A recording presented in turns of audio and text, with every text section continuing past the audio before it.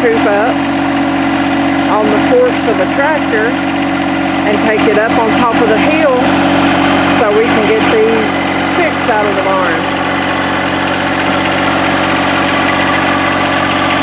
He's all the way under. He's going to pick it up and tilt it backwards, and then it's going to balance just like that, go up the driveway and go to where we need it to sit.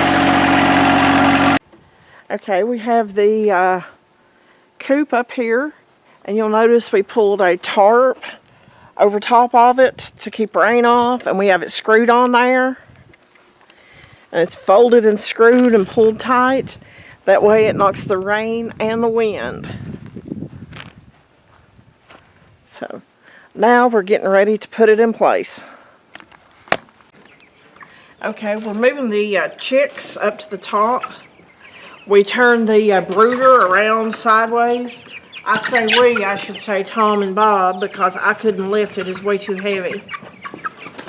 And where this doesn't have a top on it, just the hardware cloth, we're zip tying this to the handles, and we're putting some weights on the top. And he's going to take it up on the forks of the tractor. That way nobody is straining to try to get these things picked up and moved. See you topside. Okay, Bob made it up to the top safely with the chicks. So now comes the part that I dread. Getting these things out and getting them put in here. And I hope and pray that I don't lose any of them. Because guys, I'm extremely nervous about this. I'll just be honest. So I've got one left, guys. We really haven't been filming this because it takes all hands to do this.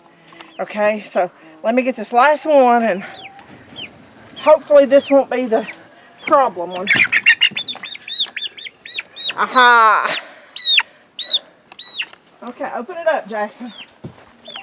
Okay.